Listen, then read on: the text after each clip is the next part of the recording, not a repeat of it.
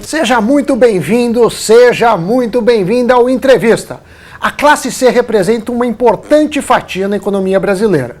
Para falar sobre as demandas dessa população, eu recebo aqui especialista em comportamento do consumidor e em classe C, Renato Meirelles.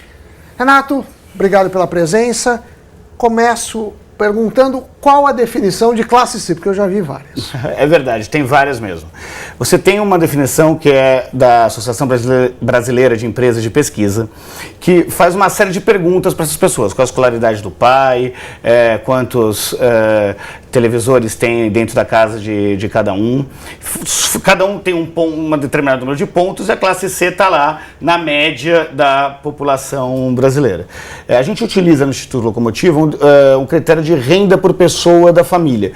Na prática, fica muito semelhante esses dois perfis, mas nós estamos falando aí de uma classe C que tem uma renda por pessoa da família que varia um pouquinho de 400 a R$1.100 por pessoa da família. Então pega a renda familiar, divide pelo número de pessoas. Exatamente. Então, por exemplo, uma família de 4 pessoas, onde o pai ganha 1.000, a mãe ganha 1.000 e os 2 filhos não trabalham, a renda per capita é R$500. Eles estão dentro da classe C. E aí como funcionam as classes? Que agora eu fiquei curioso.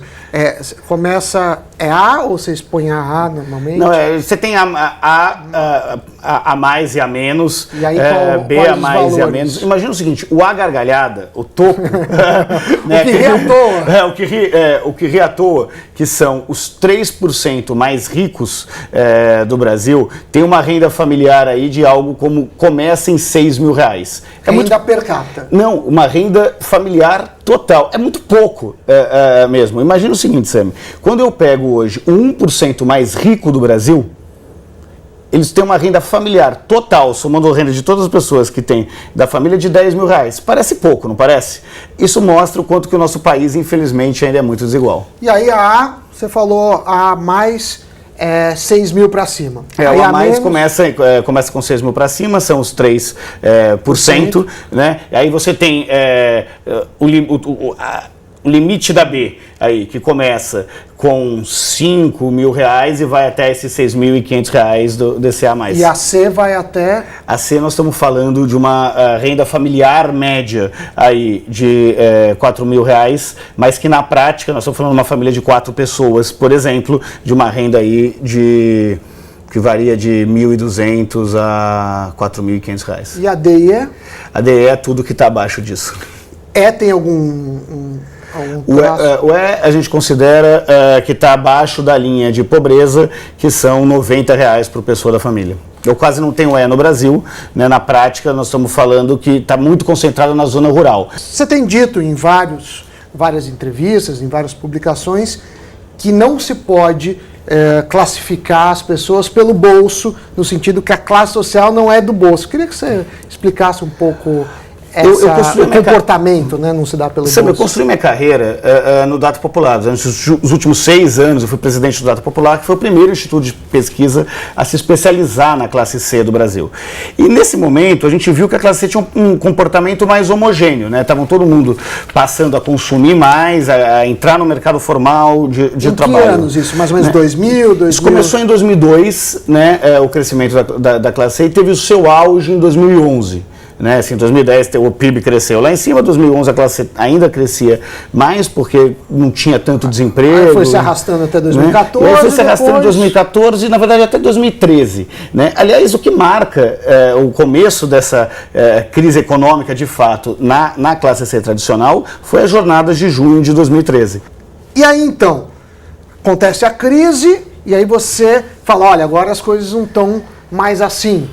O que mudou? Quando a economia parou de crescer na velocidade que estava crescendo, a gente viu que aquela euforia que de alguma forma deixava a classe C, o comportamento da classe C mais homogênea, deixou de existir. E aí começamos a ver nas nossas pesquisas uma diferença de comportamento muito mais ligado a, por exemplo, se as pessoas acessam a internet ou não acessam a internet, do que é o bolso deles. E a gente tentou entender o porquê disso.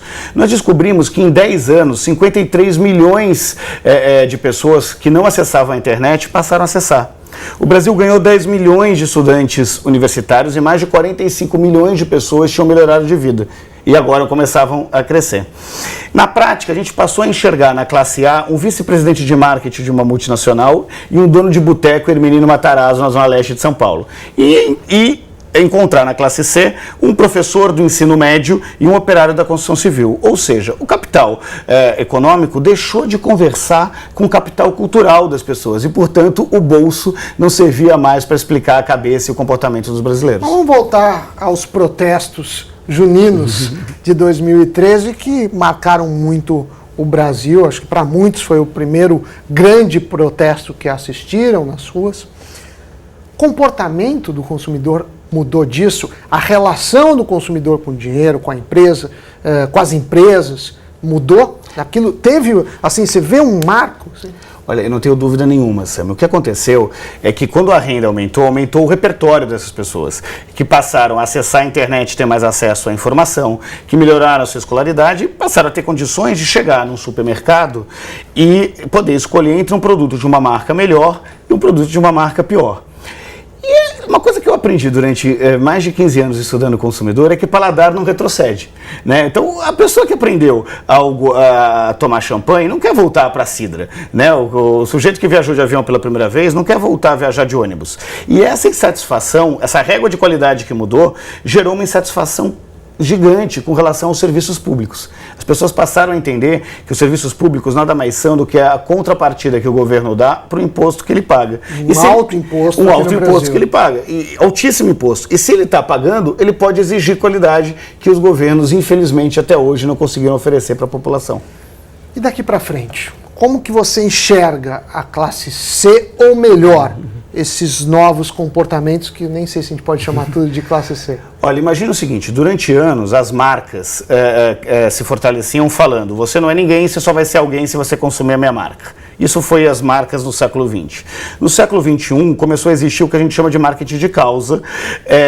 Eu defendo as mulheres, se você também defende, vem comigo. Eu defendo a sustentabilidade, se você também defende, vem comigo. O que acontece hoje na classe C e em boa parte da população brasileira é o que a gente chama de geração self. Ou seja, essas pessoas se veem como os protagonistas da sua própria história. E as estratégias de marca têm que contemplar isso, falando: olha, eu conheço você e eu vou te apoiar para que você consiga realizar os seus sonhos. A classe C caminha para esse caminho, sendo uma consumidora muito mais exigente, muito mais escolarizada e usando as redes sociais como um instrumento de pressão e cobrança com relação às marcas, empresas e produtos.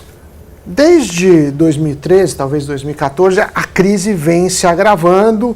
É possível que a gente tenha um período aí menos turbulento, mas os efeitos da crise a gente pode medir no alto desemprego, num ganho até menor. As pessoas que estão se realocando no mercado de trabalho às vezes ganham menos do que estavam ganhando. A gente pode dizer que vai mudar o comportamento por conta da crise, ou até mesmo as definições de classe A, B, C e D?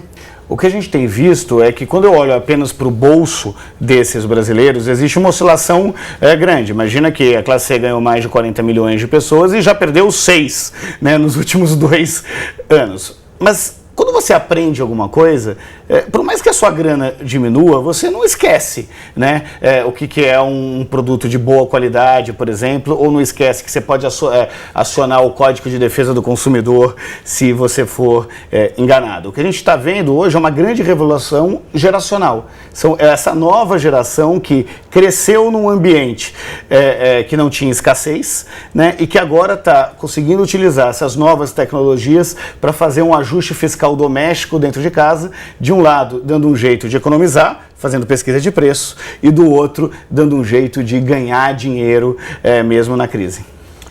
Outra coisa que você tem estudou é o favela, o comportamento da favela.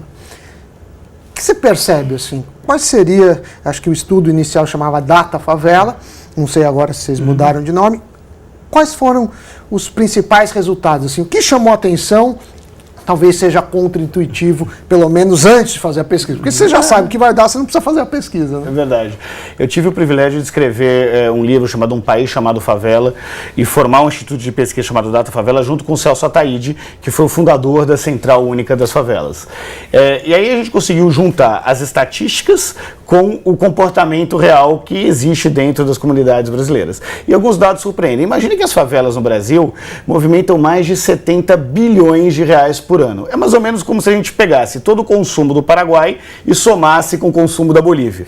Um outro dado interessante é que eu tenho quase 13 milhões de brasileiros morando em favela. Quando a gente fala esse número, ninguém entende direito o que significa. Imagina que existisse um estado da federação chamado Favela Brasileira. Se esse estado existisse, as favelas seriam o quinto maior estado do país. Quando a gente olha para o mundo, todo mundo está meio perdido. Por que é tão importante entender isso? É política pública, empresas, as próprias pessoas precisam entender a sua volta, ter consciência do mundo. O que te motiva a fazer esse trabalho duro de pesquisa? Porque eu, pelo menos, essa experiência que eu tive, sempre é difícil, sempre tem muitas horas e suor. Samir, eu sou um curioso estrutural e um apaixonado por gente. Na verdade, eu gosto de saber a história dessas pessoas, né? Eu não gostava das aulas de pesquisa na faculdade, nem gostava de estatística. Depois que eu descobri que atrás de cada número, de cada estatística, tem a história de alguém, eu fiquei completamente apaixonado em tentar entender a cabeça desses brasileiros que ralam muito para conseguir dar o de melhor para a sua família. Quando você gosta das pessoas e tenta fazer o exercício de humildade, de se colocar no lugar deles, você consegue ajudar as empresas a oferecer produtos de melhor qualidade para os seus consumidores e ajudar os dirigentes governamentais a desenvolverem políticas públicas pela lógica da demanda, pela lógica do cidadão. Eu sou completamente apaixonado por isso. Última informação, só para encerrar. Quantos dos 204 milhões de brasileiros, quantos estão em cada classe hoje? Olha, hoje eu tenho 56% na classe C, né? Tenho 22% na classe A e B, na soma da classe A e B, e a diferença na base da pirâmide de renda nas classes D e E. O detalhe interessante é que, por exemplo, nas favelas do Rio de Janeiro, eu tenho 16% de classe A e B. Obrigado, Renato, pela sua participação. Aprendi muito, adorei. Espero que você também tenha gostado, porque o programa de hoje fica por aqui. Obrigado a você pela companhia. Lembro que todos os episódios do programa Entrevista estão disponíveis no Futura Play. Até a próxima. Tchau, tchau.